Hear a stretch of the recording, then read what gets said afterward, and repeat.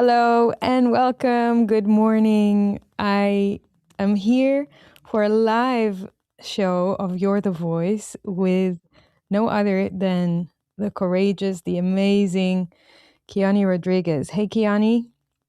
Hello, thank you for having me, Efrat.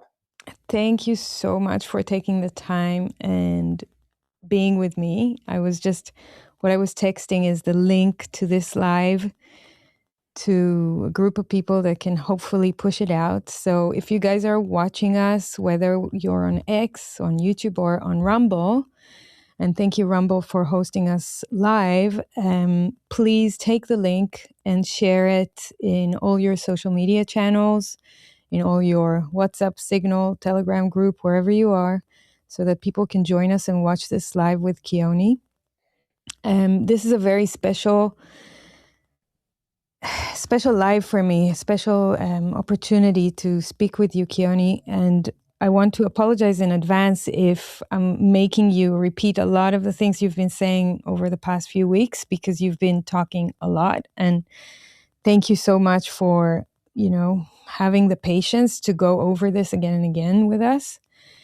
I know it's not easy, especially in light of the fact that in 3 days you are going to prison, and you have, I am sure, a lot of stuff to do, family, health, arrangements, logistics, and yet what you're doing most of the day is speaking to people like us and explaining to us why this is something that we should all pay attention to.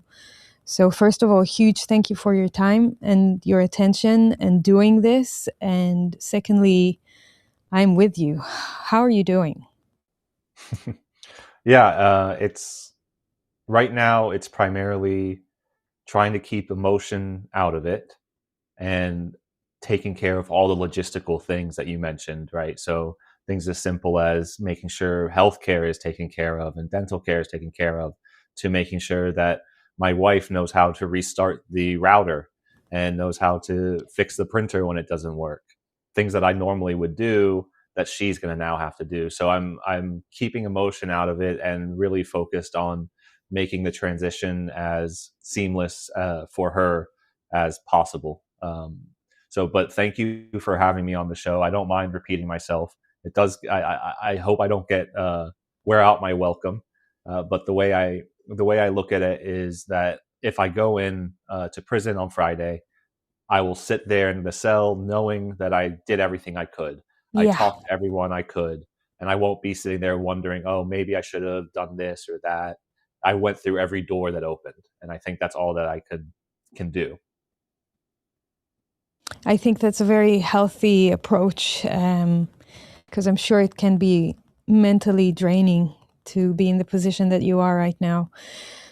I just want to start by saying to our audience, if you guys don't know, if you're tuning in live and you don't know what we are here for and what we're going to talk about, just to take you back a little bit.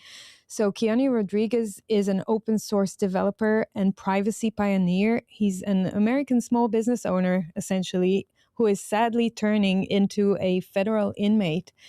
And he's about to report to jail this Friday in 3 days to begin a 5-year sentence, unless President Trump is able to step in and offer a presidential pardon, which is something that a lot of people in the community have been calling for.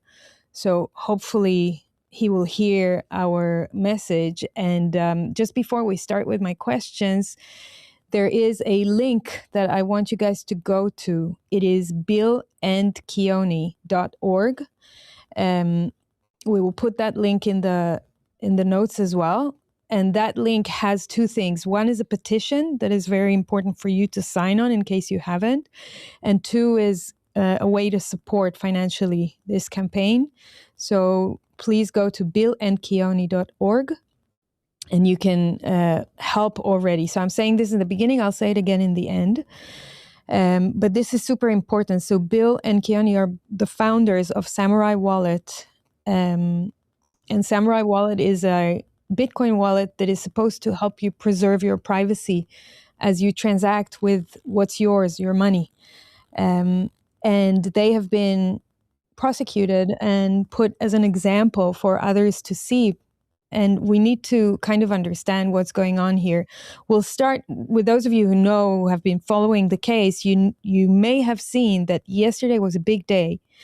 And I want to give a shout out to the reporter, Sander Lutz, who had asked President Trump yesterday at a press conference in the White House if he had heard about the Samourai case. And Trump said that, yes, he heard about it. He didn't go too deep into it, but he has heard about it. And he asked Sander in return, do you think I should pardon them?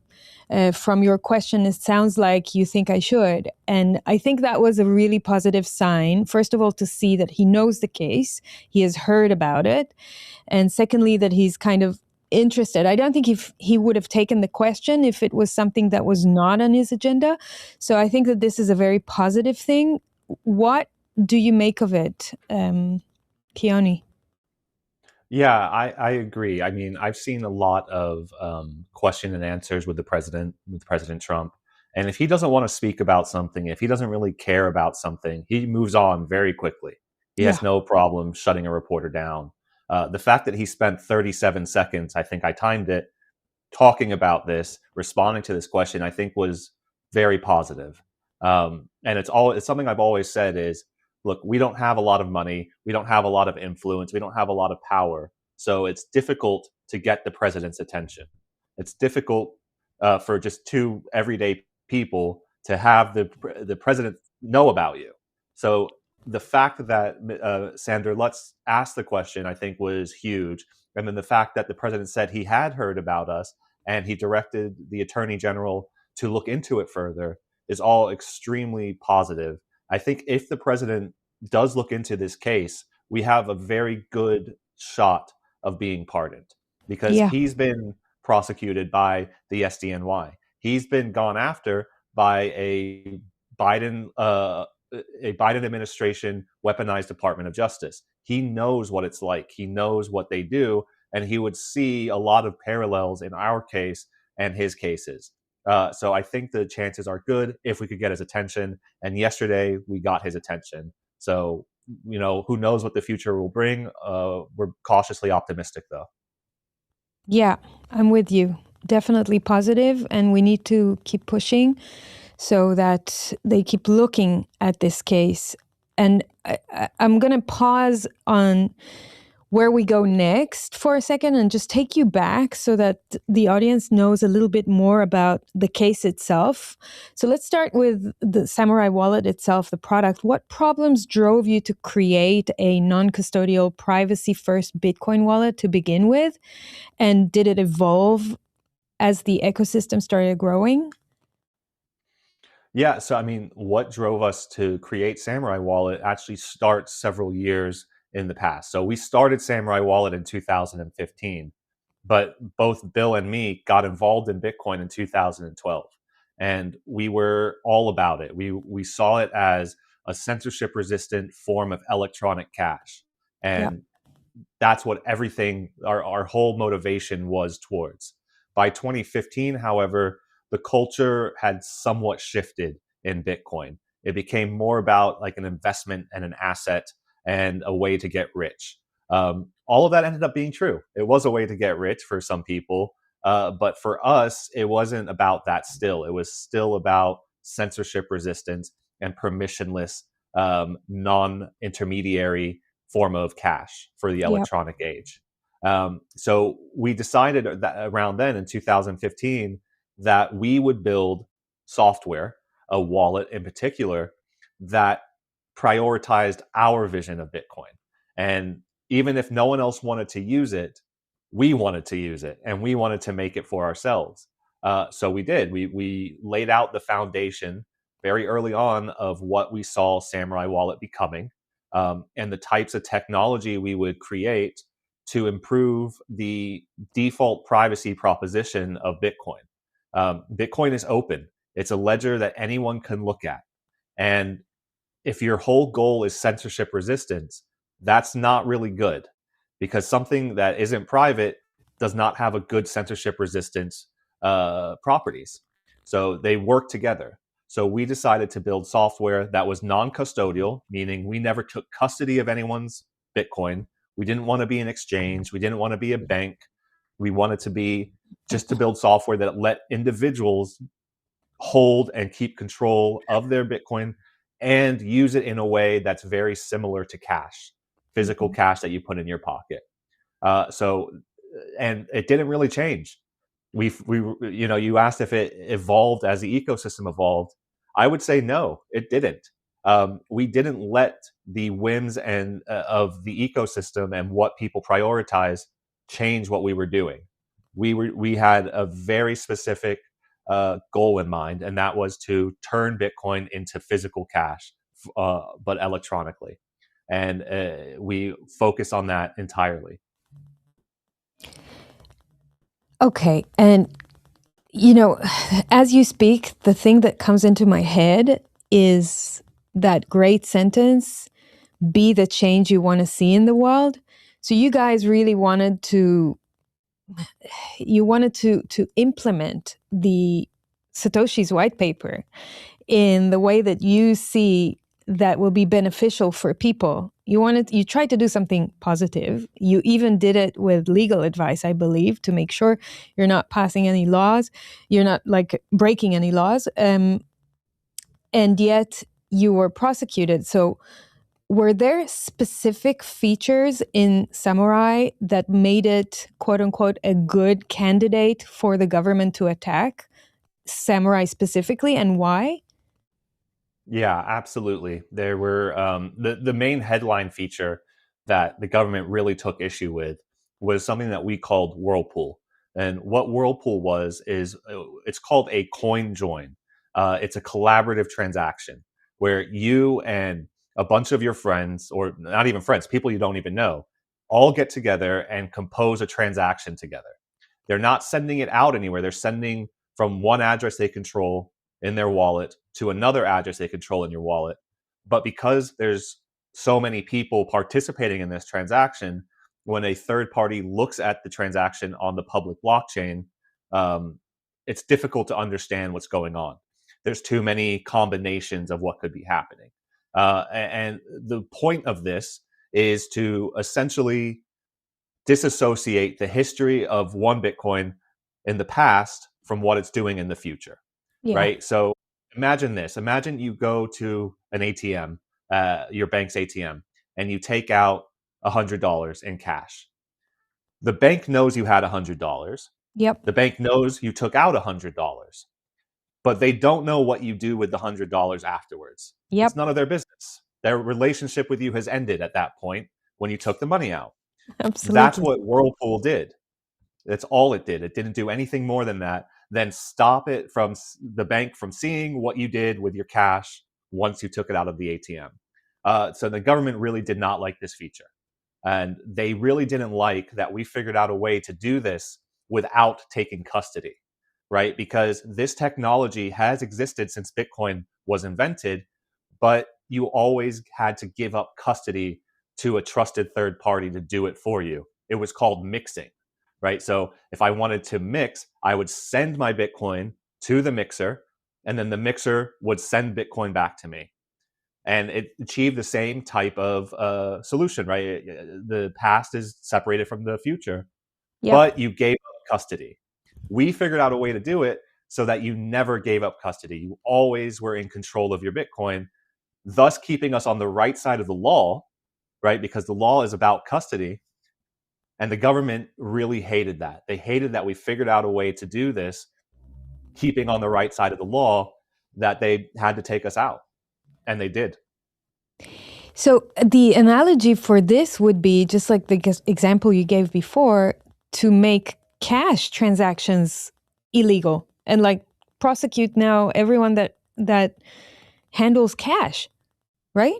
And that's not crazy. I mean, the for years they've had a war on cash.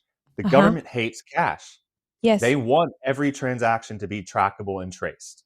They want to know everything that you're doing with your finances. And cash, this historic way that we obtain some form of financial privacy, Yep. is a thorn in their sides. Now, they can't just get rid of cash so easily. right? They have to do a bunch of little campaigns and push you onto payment rails and networks that are surveilled. But Yep. with Bitcoin, they could do it a little bit easier, right? They can see into Bitcoin without using a tool like we created. Bitcoin is open and public, and the government is absolutely surveilling it. With the tool that we created that threw up a roadblock to that surveillance, just made it a little bit more difficult, just made it a little bit more like cash. They were really, really mad about that.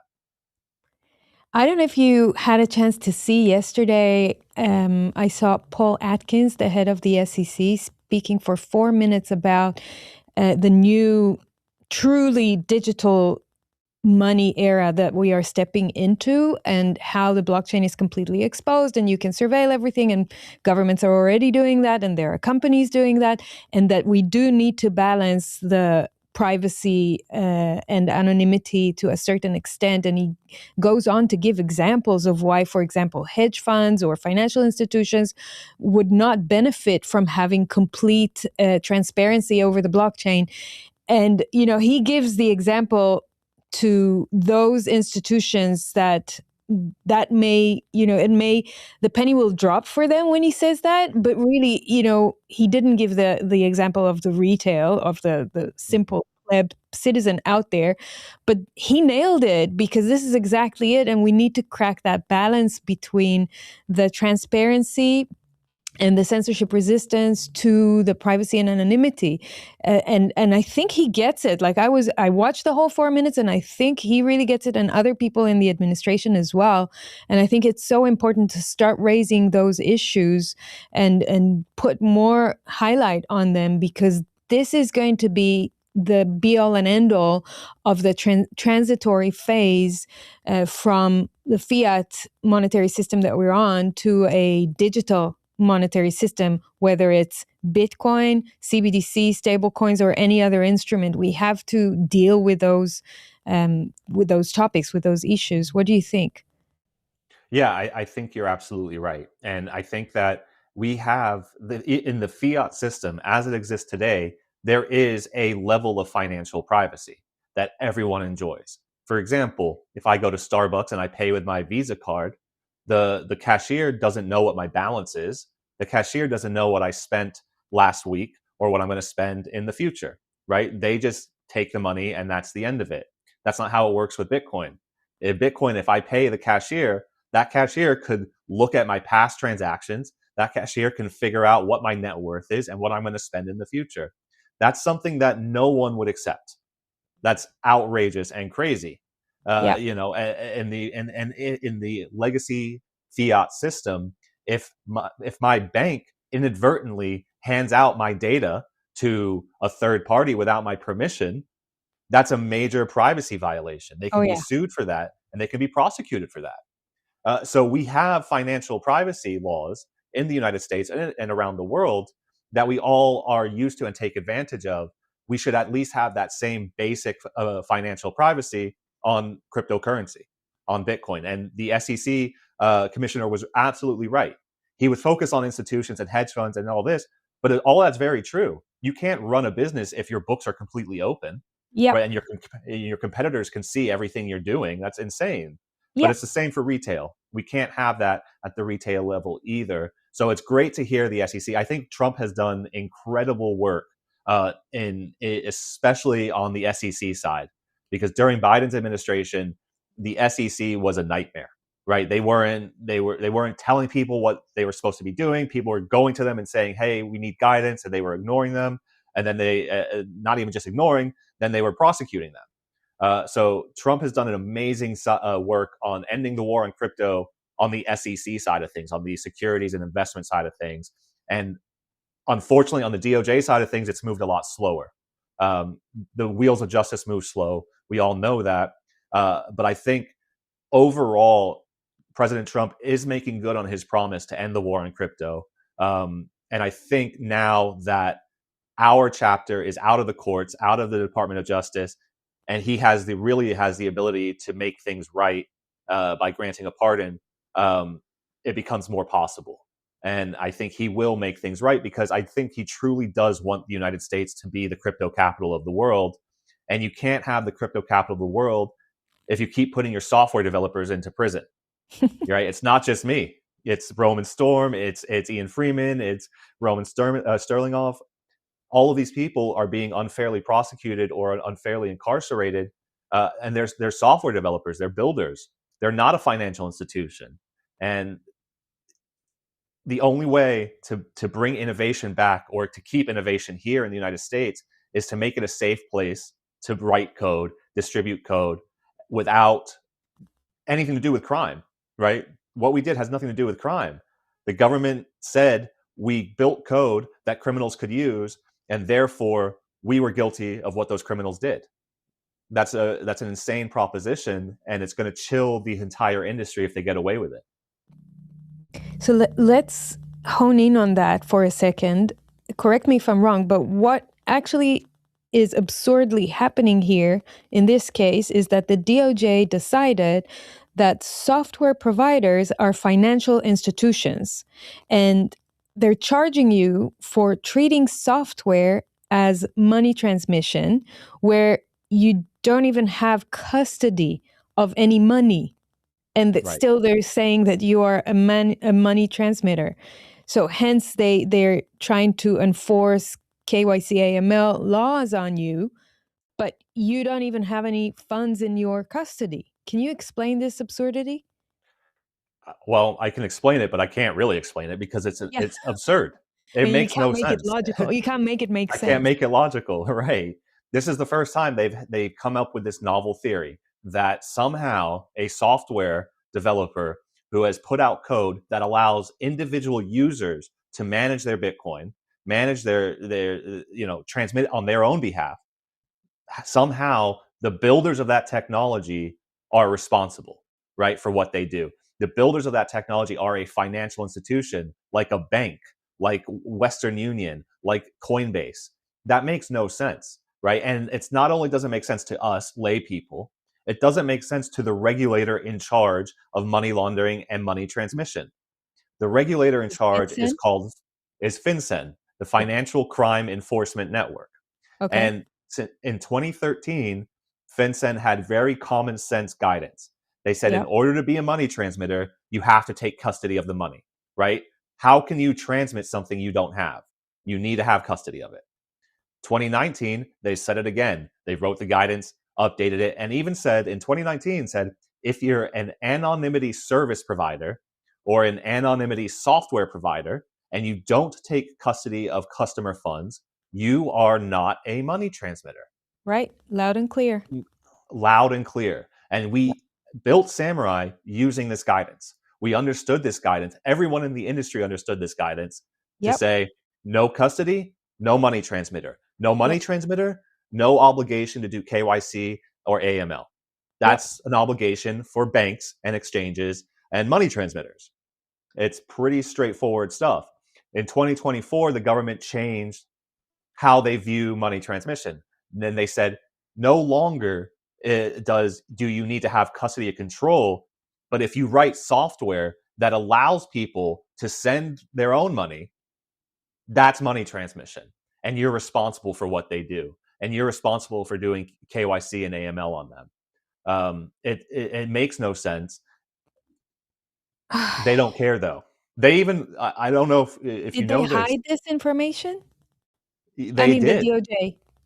Yeah, they did. So they actually, before indicting us, 6 months before indicting us, they went to FinCEN and they asked FinCEN about Samourai Wallet. Yeah. And and they said, and FinCEN said to them, they don't take custody, so they're not a money transmitter. They hid that. They indicted us anyway. One of the charges being not getting the license to be a money transmitter, even though the regulator in charge of giving the license had just told them that we didn't need a license. Then they hid that information from us for over a year. We found out over a year later that FinCEN had said that. It's unbelievable. And if that doesn't tell you everything about this prosecution, I don't know what will. And I think, Is it again, when the legal not president to sees expose that, this information to you during a no, it's trial? not. It's not. No, it's not. It's called a Brady violation. The government Brady is, violation. Okay. yeah, the government is required to hand over to a defendant all evidence. whether it's good evidence or bad evidence. And we call good evidence for a defendant exculpatory evidence, right? This is evidence that actually shows a weakness in the government's case. The Supreme Court has said they have to hand all of that over to us without us asking for it. That's a legal obligation the prosecutors have. And they didn't do that in this case. Not only did they not hand it over to us for over a year, we had to ask them specifically if they've ever had a conversation with FinCEN. That's the only reason they ended up handing it over to us.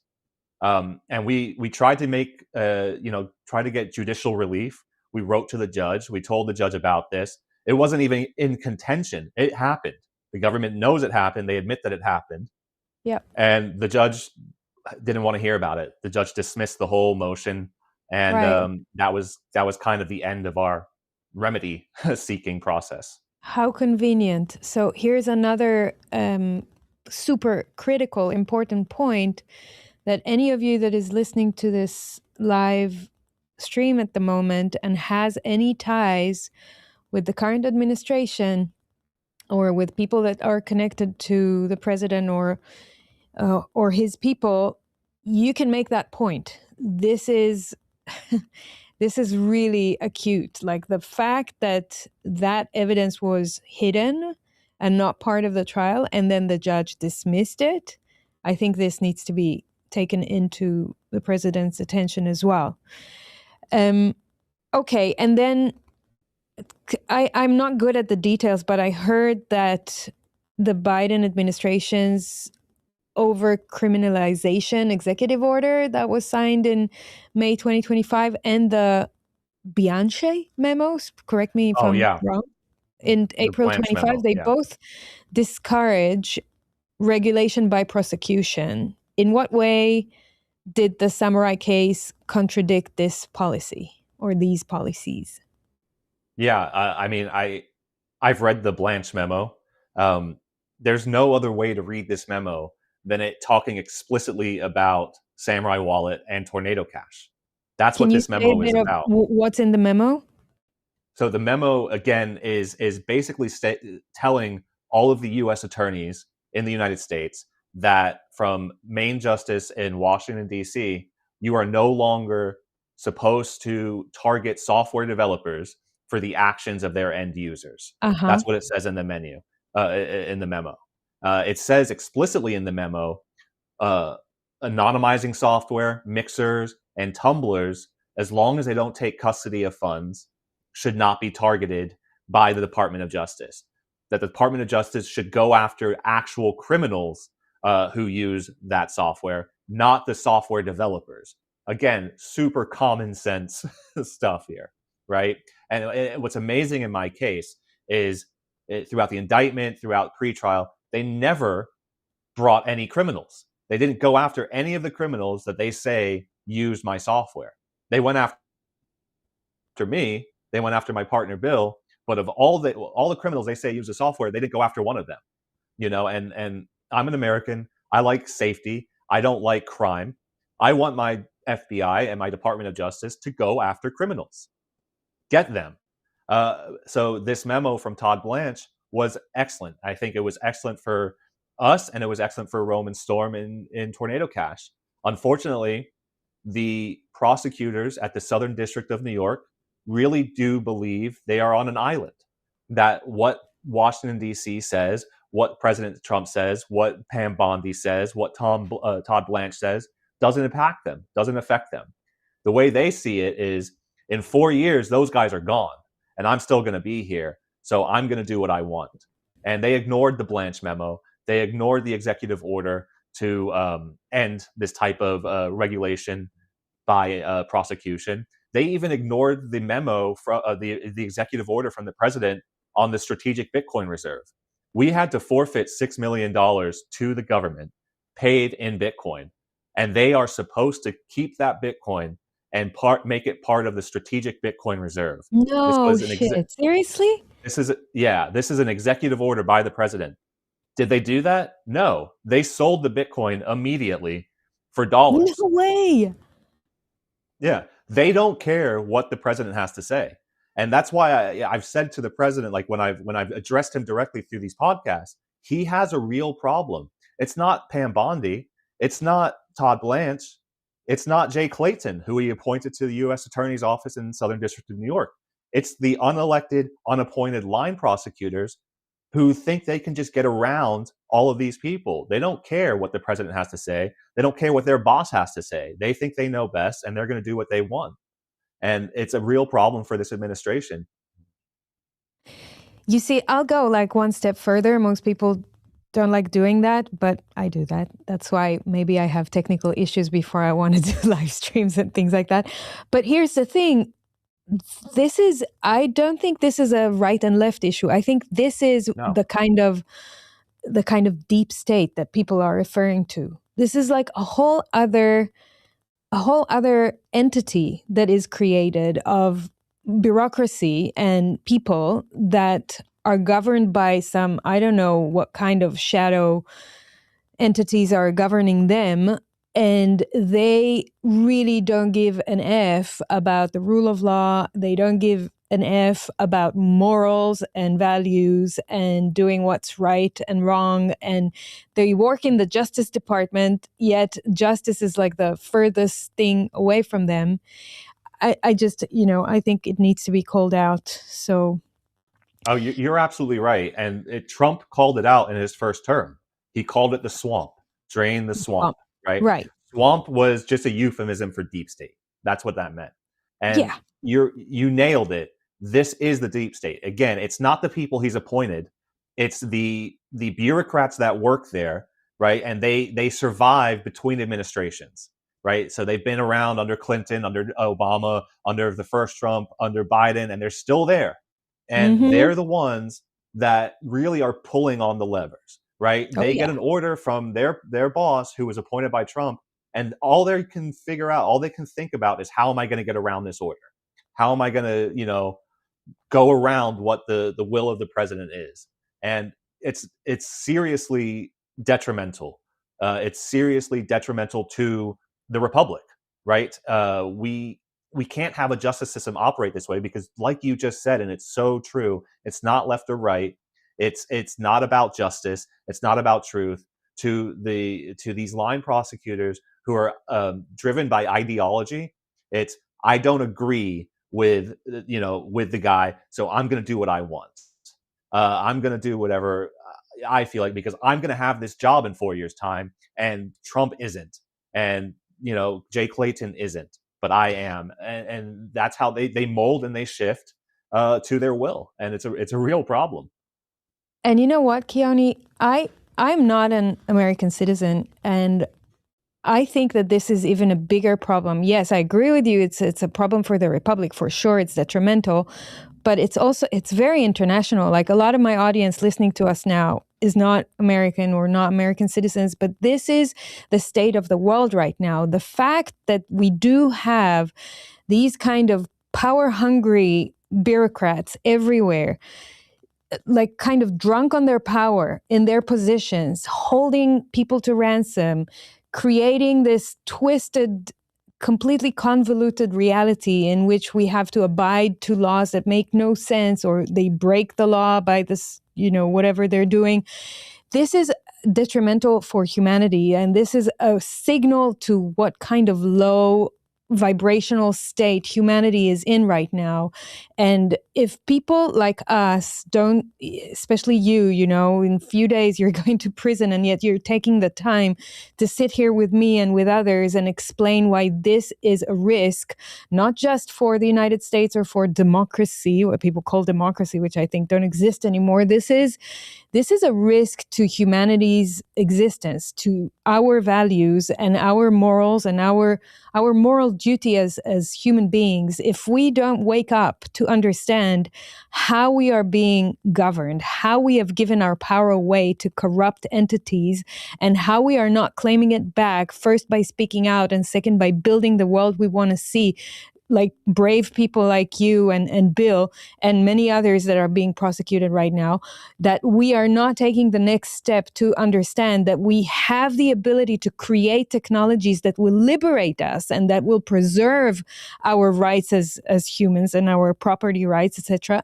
This is our duty today. So I'm sorry, I'm just so upset that we have reached this situation, that you have to go to prison, that we have to do this campaign, that we have to do this live stream to kind of wake people up to understand the horror show that we live in right now. And people don't live in urgency. They don't understand the implications of a case like this.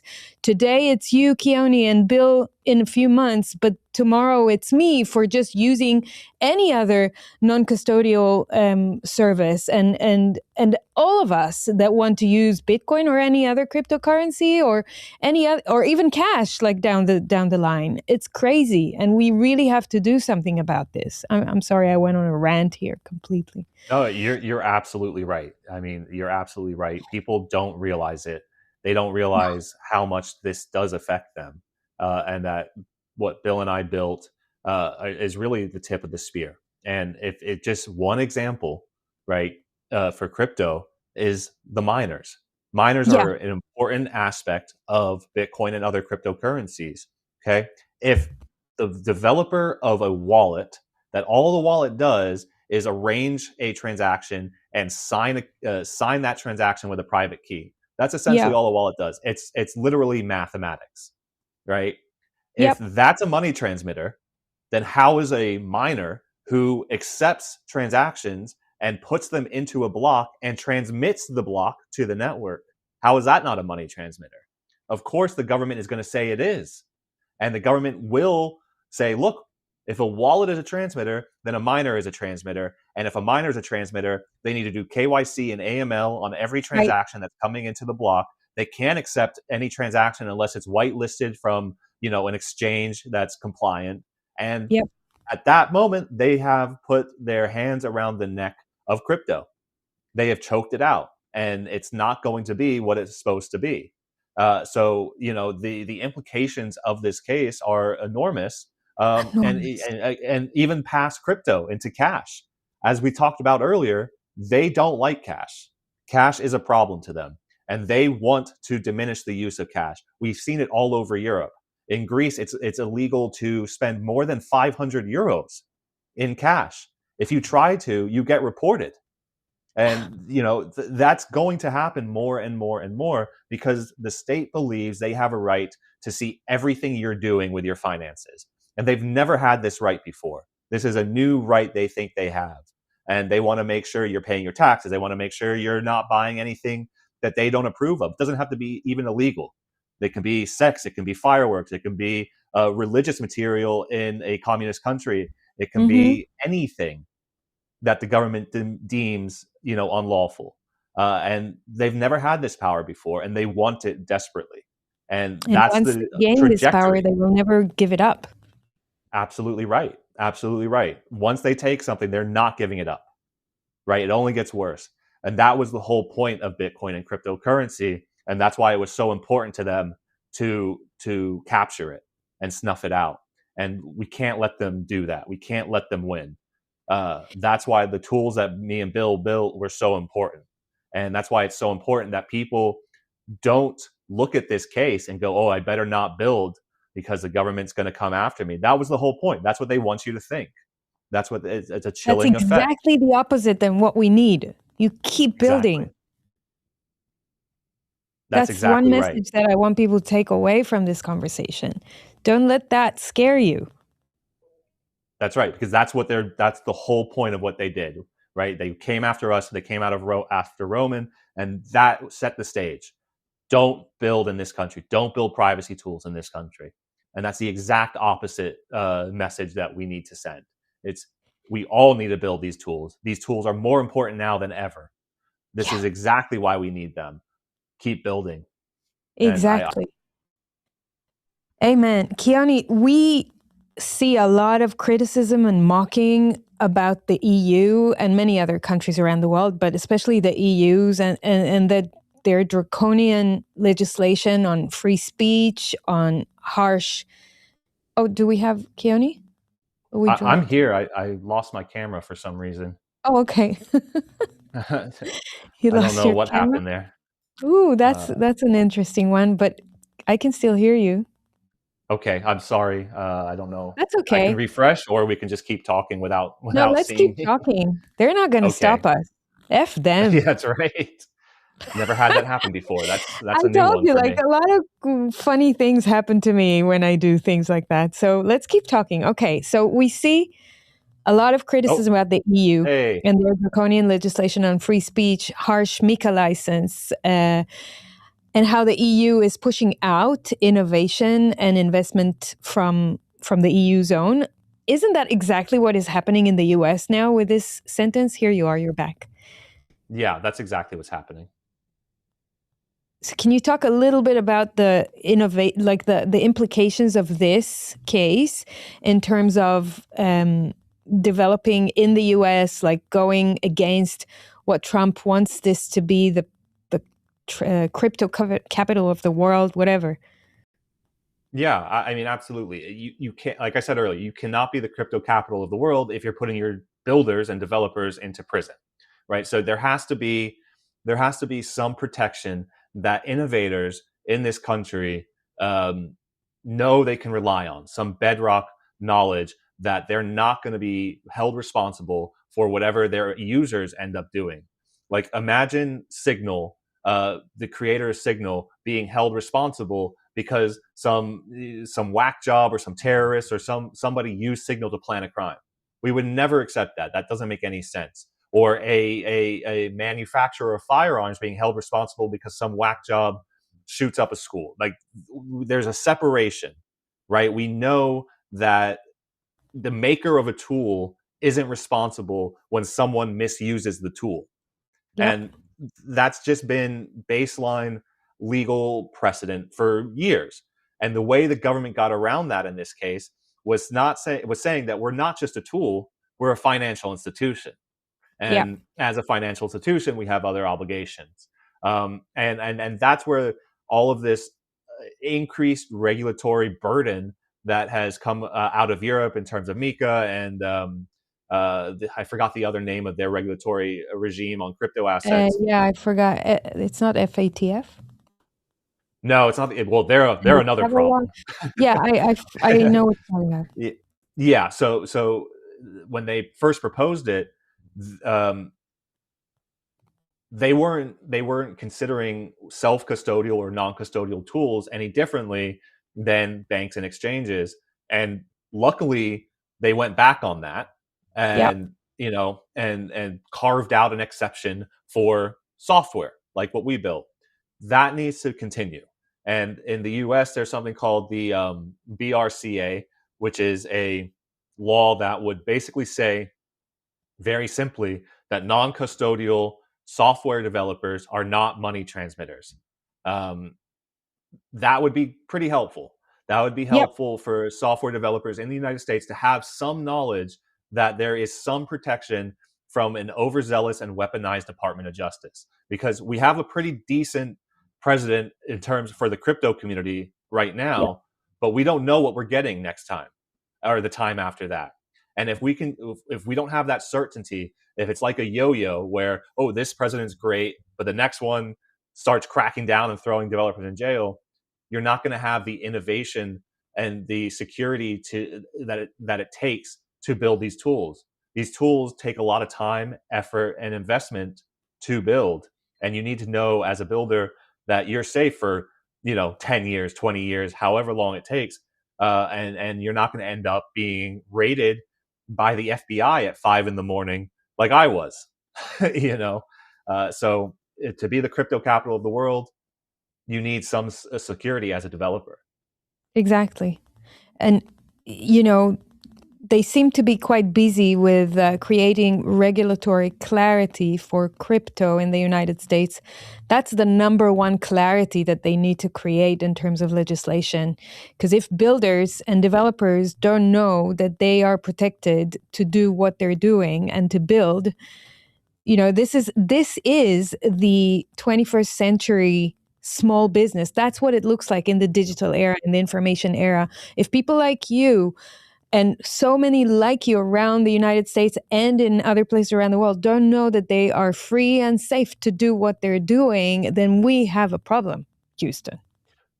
We have a huge problem, and it's not even asking for permission to do it. No. Everyone thought this is de facto.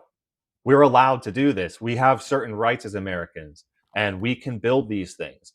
And Yeah. that's, I think, what the worst part is, right? You believe you have these de facto rights. You believe you have the right to freedom of speech. Code is speech. You believe that the law says this, so if you follow what the law says, you're going to be fine. And Yeah. and that's just unfortunately not how it works, right? You think it works that way. It should work that way, but you have a weaponized Department of Justice pointing a scope at you. They're going to fire. They're going to get you no matter what. Doesn't matter what the truth is. Doesn't matter what court precedent says. If they want you, they're going to take you down and go after you. And that's what we found with us. We had an aggressive, weaponized Department of Justice who hated crypto and a president who hated crypto, and they came down on us, and not only us, but others, other builders in this way. And it's a tough thing to try to remedy and figure out, how do we stop this from happening? How do we, because the laws were the laws. We were on the right side of the law, but that didn't stop a weaponized Department of Justice coming after us. And the old saying is, the process is the punishment. And Yeah. that is absolutely true. Even if we had been found innocent in these crimes, I'm already still $2.5 million in debt to lawyers, $1.5 million in debt to friends who loaned me money, and we never even got to trial, right? Like, this is millions and millions of dollars that I don't have to defend myself against an adversary who has unlimited resources, who has every lawyer, every great lawyer on their side. I have one lawyer and very little bit of money. So defending yourself when the Department of Justice comes down on you is really difficult, and really tough. I am pretty sure, and I want to believe, that the Bitcoin community is going to stand behind you guys and support you, and financially and campaign wise. I don't think this is going to go anywhere until this is resolved, because we all understand the importance of this case.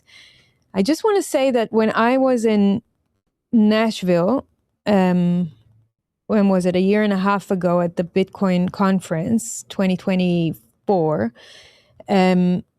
Trump spoke there, and I think it was clear to everyone that he understands the electoral power of the Bitcoin community, starting from this event onwards, maybe a little bit before that too. But then there's no doubt that the Bitcoin community in the United States helped him tremendously get over the line and win the elections. There were very powerful people, both in quantity and in quality, that were behind the scenes pushing people to vote for him. Even people I know personally, again, I'm not an American citizen, but I know of people that haven't been voting for years, and they came to vote just because they wanted to see legislation around Bitcoin becoming more favorable and ending Operation Choke Point 2.0, etc. And And it freeing Ross. happened, and he got in, and yes, he also kept the promise of releasing Ross. But the Bitcoin community is very vigilant. It's a don't trust, verify community. It's a community of critical thinkers. It's a community of people who are vetting you based on your actions, not on your words. And so I think that if the Trump administration keeps paying attention to this electoral power and keeps honoring and respecting the word that he has given to that community, I think that is going to help him once again at the midterms. And I think that this shouldn't be overlooked. This is a very strong influence and power that this community has. And I think everyone needs to remember that, because this community, if there is one thing that I understand since I've joined this amazing community, is how powerful it is, especially when something goes wrong, you know? The honey Yeah, badgers will not absolutely. stop. Yeah, absolutely, absolutely. I think that's true, and I think the president knows that that's true, right? I think the president is aware of what a strong contingent the Bitcoin Yeah, community can when they're not fighting each other and they unite together over a common thing. It's a pretty strong community. absolutely. And now, just before we have a few more minutes before we have to end, so I really want to ask you, and pardon my ignorance, would you have limited communication channels from prison? You know, in case you do go in 3 days, how can people continue supporting you when you're there? How can we communicate with you? Yeah. So the most reliable way of the public communicating with me while I'm in prison would be through a letter, a written letter that's sent to me at the prison. And Okay. my address will be posted on billandkeonne.org, and Okay. so will Bill's address. That's the most reliable way. Um, there are some people that I will be able to do like an electronic mail with. So, for example, my wife, I will be able to email her Okay. through a special prison email system. It's not like normal email. Uh-huh. But for the majority of people who would like to get in contact with me, it's the old fashioned, what we call snail mail. Where you write on a piece of paper, put it in an envelope, put a stamp on it, and send it to the prison is the best way to do it. I'll respond to every letter I get. It will take a little bit of time because you can only respond to like 5 a day based on the labels that you can print out in prison. But I'll respond to everyone who decides to write me. I would appreciate that greatly for anyone who does. And I'll also be communicating with my wife, who she will have access to my Twitter account, my X account, Yes. and Yes. she'll be able to post on my behalf. So if I Great. want to say something to the world, that's keep following my X account because that's where it will be posted. Excellent. So we're going, I mean, it's not excellent, but you know what I mean. Like, we're going back to snail mail, and we're getting some periodic updates from you on X. Super important. And thank you for saying that. We're going to send you letters. I'm going to make sure that we do. What are the next actions you'd call our listeners to take? Yeah, I think the best thing that you can do right now still is signing the petition, sharing the petition, keep posting about this on X and other social media. Use the Pardon Samurai hashtag. All of these things increase visibility, increase pressure, and gets the word out.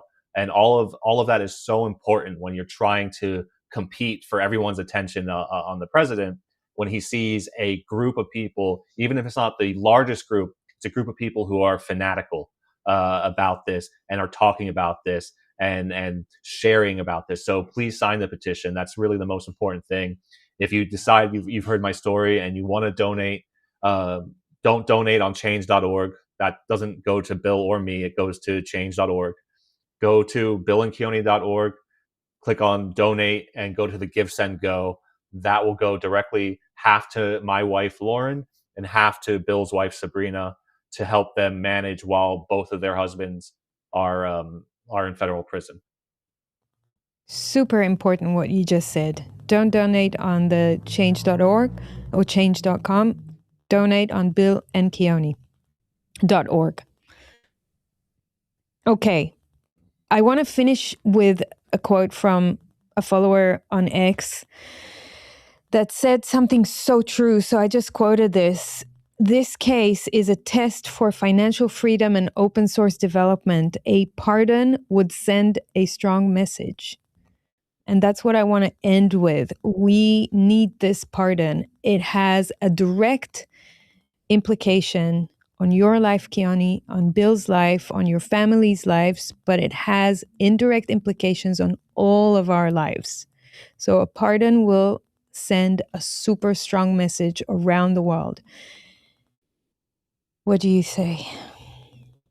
Yeah, I absolutely agree. I mean, obviously for myself, I agree, but I think broader, you're absolutely right. Look, the power of the president or the executive to issue pardons is exclusively meant to limit the damage that an unfair prosecution and an unfair judicial proceeding can do on a person. When the president sees an injustice, the executive branch sees an injustice, he has the power to undo that injustice, right?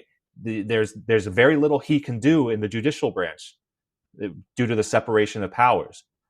But what he can do is when he sees the judicial branch got it wrong, when innocent people are being persecuted or going to Yeah, prison, he has the power to change it. And that's yeah. an incredibly powerful thing he can do. And it would send a serious message that the executive branch of this country is pro crypto, pro innovation, and pro privacy. And he said that at that Bitcoin 2024, that he was against the CBDC, against surveillance. He said that. And this is a Yeah. way to show that, it's more than just words, it's action. And I hope that he takes that and does the what I think is the right thing. Amen, Keonne, amen. I am sending you a big hug and a big prayer from here, and we're going to keep being on your case. We're going to hold the light and the torch while you're there, and we're not going to stop doing that because you're amazing, and this is an amazing case for all of us. So thank you so much for taking the time. I really appreciate it. I really appreciate you inviting me, letting me tell my story. This is one of the last ones I'm doing, and I think it's a great one to do. I hope your listeners learned about this, and care enough to make some noise and to say this is not justice, and the president has something he can do about it. Absolutely. Please share this video if you're watching this on Rumble or on X or maybe even on YouTube. Please share this everywhere you can. And please go to billandkeonne.org to sign the petition and to give your financial support. Keonne, thank you so much. Have a great Thank you for day, the having me. rest of your day. Bye. Thank you very much. Ciao.